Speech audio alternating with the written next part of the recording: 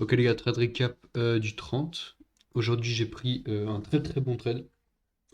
Et j'en ai loupé un, je l'ai pas pris, mais j'aurais dû prendre l'autre. Voilà, en gros là on voit mes exécutions, mais je vais les enlever parce que c'est pas très beau et on voit pas grand chose. Mais bref, alors, ma vision pour la journée, moi, c'était baissier. Et on peut voir que ça a parfaitement respecté mon biais quotidien. Mais j'ai vu une entrée longue qui était parfaite.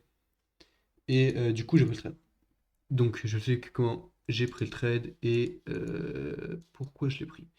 Donc, déjà en daily, on avait donc ce gros gap là. Donc, je me suis dit, ok, on doit remplir ce gap, mais on va certainement pas le faire aujourd'hui. On va certainement le faire dans enfin, soit demain, soit la semaine prochaine. Mais en tout cas, on doit le remplir. Bref, sur le Nasdaq et le S&P, on a une SMT en 1 heure avec ce haut là de la journée d'hier, donc le plus haut de la journée d'hier et le plus haut de la session de Londres. Donc une SMT comme ça et une SMT pareil, comme ça et comme ça. Donc forcément, je vais me tourner sur le Nasdaq.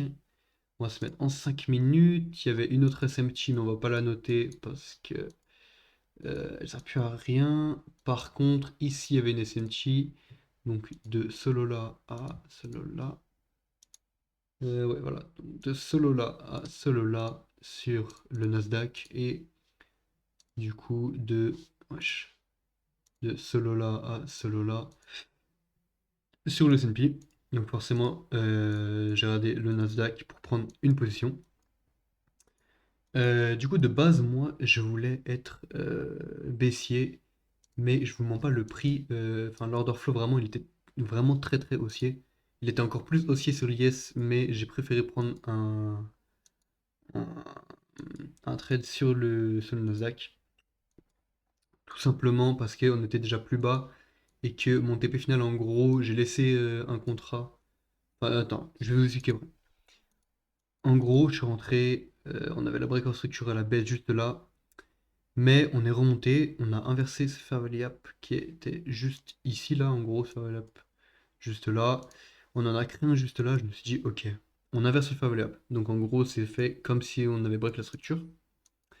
Ensuite, on a un fair value gap ici, on reteste le fair value gap, on fait une grosse bougie de rejection.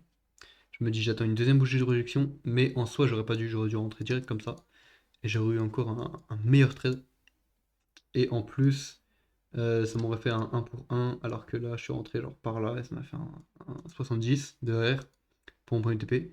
En gros, j'aurais dû rentrer là, tac, et laisser. Merde, laisser un contrat comme ça. Voilà. Mais du coup, je suis rentré comme ça, en gros.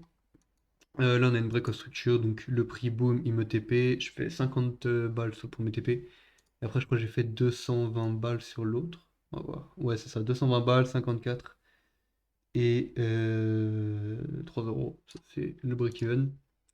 Donc, boum, il monte. Première liquidité est prise, la deuxième est prise. Et à partir de ce moment-là, j'avais plus qu'un contrat. Et je me suis dit, ok, je close pas, nique sa mère. Même si je peux prendre plus de profit, je close pas pour l'instant. Je me mets à break-even et je laisse un contrat.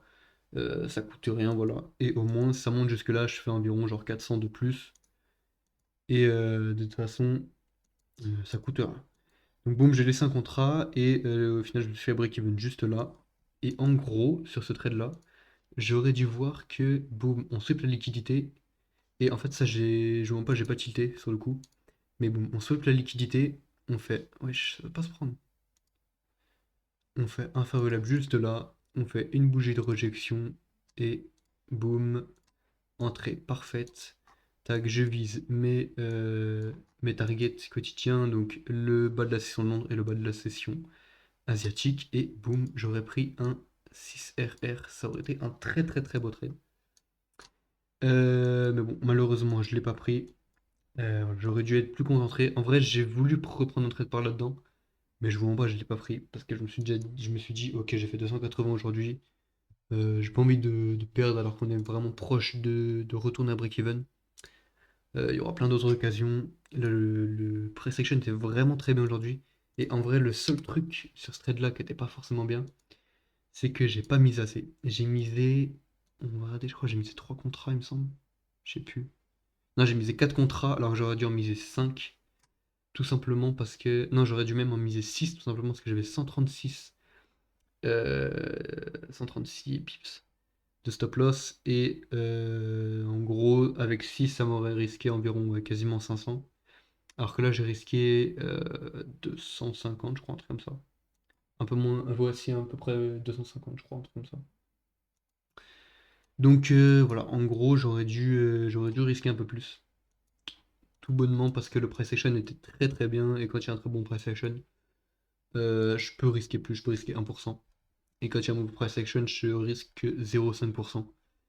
Donc voilà, en gros, c'est le seul petit défaut que je peux trouver à ce trade parce que sinon il était vraiment très bien.